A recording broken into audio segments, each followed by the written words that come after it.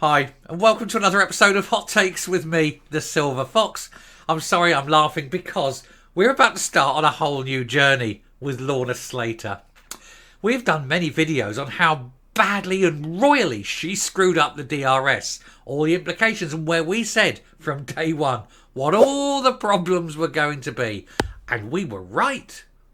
And it came to pass that it failed, and it failed spectacularly and at great expense, and she was made to look like the moron that she undoubtedly is. Everybody said it. It even ended up with a vote of confidence because everyone realised how stupid this woman is. So instead of saying, okay, Lorna, okay, you've had your shot, love, sit down, shut up, just work out your ticket to the end of this parliament, they've decided that they're going to have another go.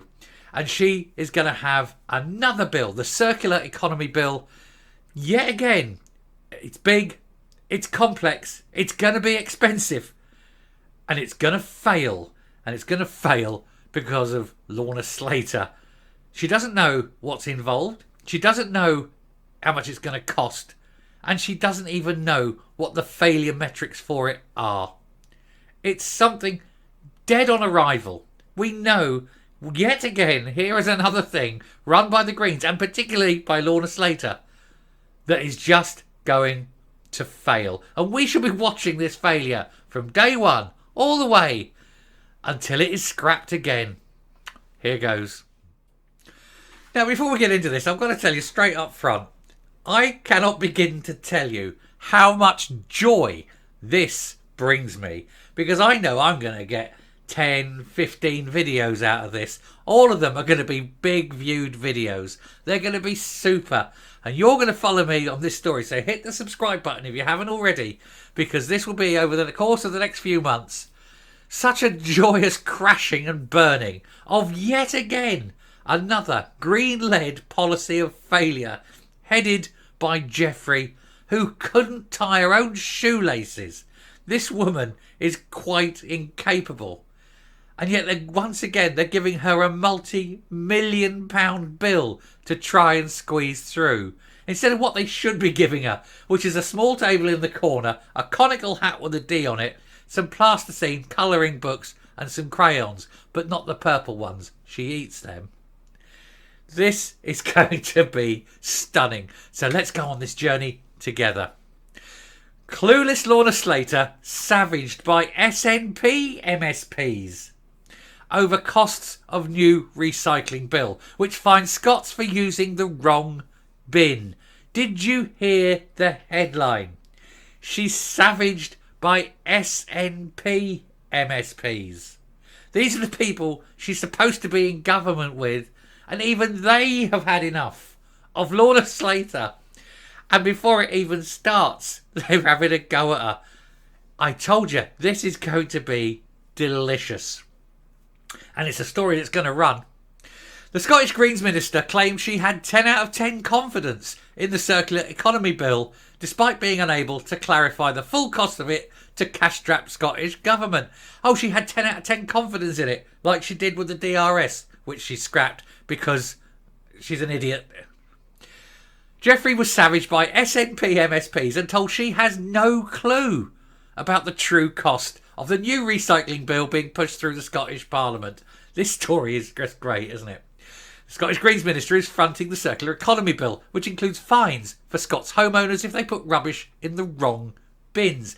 Ask her what rubbish goes in what coloured bins, and she wouldn't know. And here's the thing. You have all these different bins. You have the outlay. It costs a fortune to get all these bins out. So you have this outlay of millions of bins going out. Boom, boom, boom, boom, boom. All over the country. Millions of bins. Boom. Massive cost. Then, instead of having one bin lorry come down and go, throw it in, you now have to send out 3 bin lorries, one for each bin. Also, and the big thing, if it's one a week for each colour, it means the rat population is going to explode. But she doesn't understand this. I haven't even read this yet. I don't know what's going on. I'm literally reading this with you for the first time. But I'm just telling you the things that are going to happen. Because I'm not a moron. And I know you, good viewer, are not a moron. And you're probably thinking 5 or 6 steps ahead of me. Because while I'm talking, you're thinking and going, well, that's going to fail, that's going to fail, that's going to fail. The cost's going to be there. How do they implement it? How do they police it? It's a joke. And if something does turn up in the wrong bin, they can say it's in the wrong bin, but they can't prove you put it in the wrong bin. So let them take you to court for that fine. And let them say, and do you have your video evidence that I put that in the bin? And they go, no. You say, thank you and goodbye, and you leave them with the costs.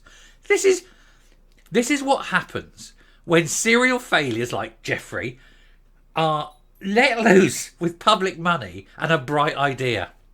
It's so stupid. Anyway, it is currently being scrutinised by Holyrood's Finance Committee, with 2 nationalist MSPs blasting her handling of it in regards to how much it will actually cost the taxpayer.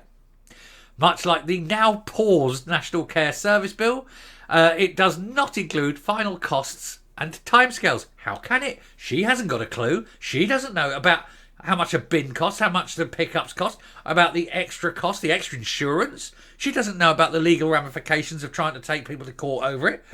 She doesn't know about the setup of the fines office. What does she know? She knows nothing.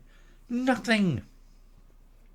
Anyway, this means it is not clear how much it will cost to implement, which is a huge issue for an already cash-strapped Scottish government. Well, we've worked it out. They're over $1 billion. They're getting close to $2 billion in the hole now with all the commitments that the Brains Trust, Hamza Yousaf, has already committed. Thick tosser. Anyway, despite these pressing concerns, Miss Slater insisted she had 10 out of 10 confidence in the finances of it. This is the woman who's already blown $100 million on a failed DRS, but she had a 10 out of 10 confidence in that as well. And that was $100 million and counting. And we haven't even got to the compensation yet, which she says, oh, nobody's getting compensated. Well, let the courts decide that, love. Anyway, the legislation cracks down on people who are not recycling properly. How do you define that? There's no definitions. And includes new rules which could result in fines for people found to have deposited rubbish in the wrong bins. Although, as I pointed out, how do you know it was them who put it in? It also includes restrictions on the disposal of unsold goods to prevent products going straight to landfill. A charge on single-use coffee cups is also being considered.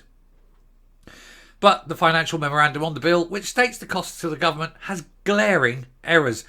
Good Lord, something that's come from Jeffrey, and it's filled with glaring errors. Errors that are so glaring people pick them up, but not her. She hasn't picked them up, has she? No, barely reading right, this one.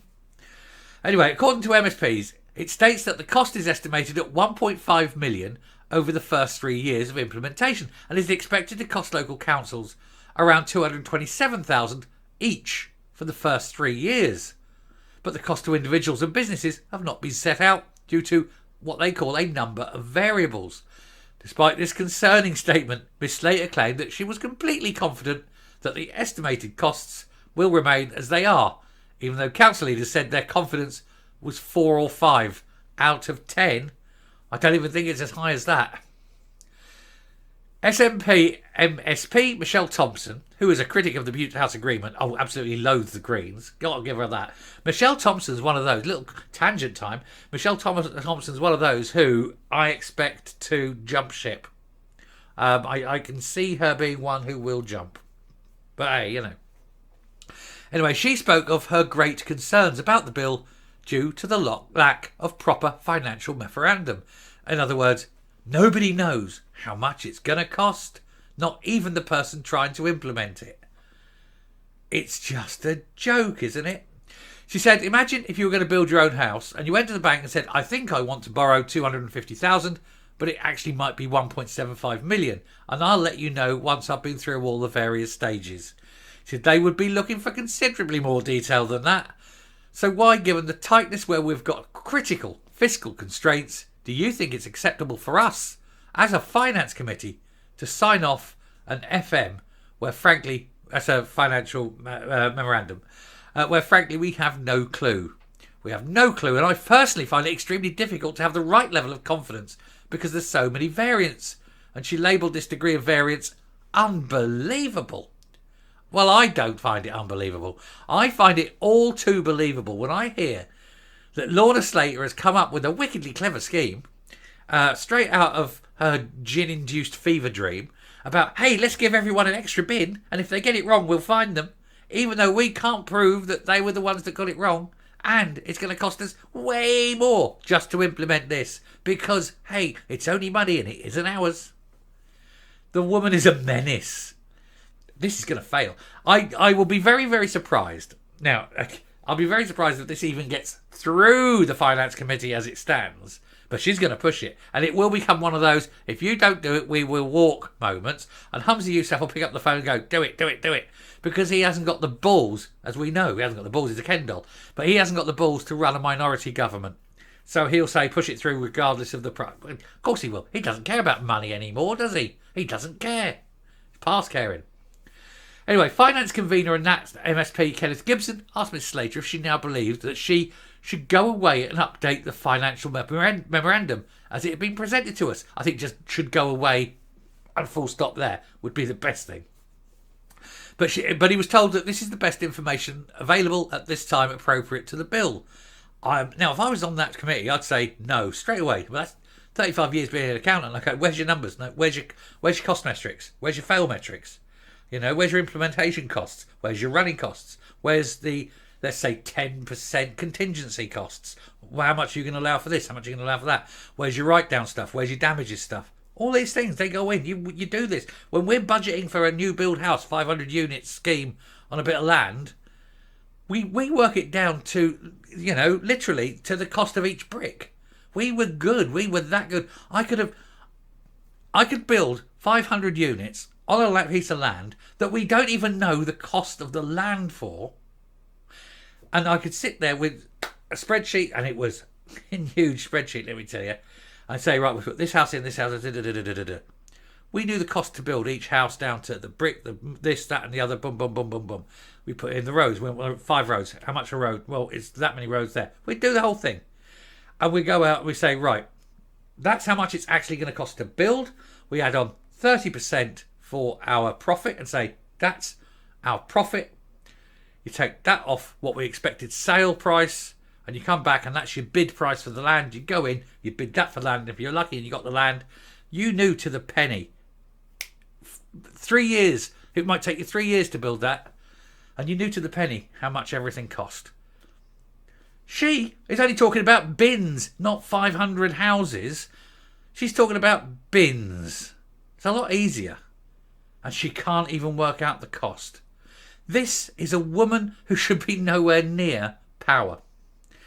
Anyway, Scottish Tory MSP Liz Smith also grilled the Scottish Greens Minister on why she had 10 out of 10 confidence in the financial memorandum. To which Ms Slater said, this is all set out in good faith. Good faith, oh yeah, good faith. That's excellent, yeah. Haven't got a clue. There's no good faith. If it isn't written in blood, I've got no confidence in it. Anyway, she said, we're providing the best information we can at the moment, and I'm confident that we're providing you with the best information that we've got at this time. But Ms Smith added, just to put it out in good faith isn't enough. If that co-design process is extended almost indefinitely as far as I can see in this case, then it is almost impossible for us to scrutinise the final numbers of a financial memorandum. Because that detail is not there, our job is pretty well impossible. But that doesn't mean, of course, that it won't go through. Because politics, backhanders, orders from above, all sorts of shit will happen. And so here we have Jeffrey going to screw up her next big project royally. And we're all going to watch. I'm coming up. And I'm happy. Just to confirm, when I say I'm happy, I don't mean I'm happy at the waste, I'm happy at the cost, I'm happy at the project. I'm just very happy because I know I'm going to get a load of videos out of this. And we're going to sit on a very regular basis and laugh as the Greens, and particularly Lorna Slater, screw up so publicly yet again. The woman is a menace, but she is at least funny. She is absolutely moronic, and she doesn't even realise how stupid she is. We do, and that's why it's funny. Thank you very much for watching, and do hit subscribe. We have got to follow this story until the bitter end like the DRS. So do hit the subscribe button, press the like button, and I will speak to you later. Bye.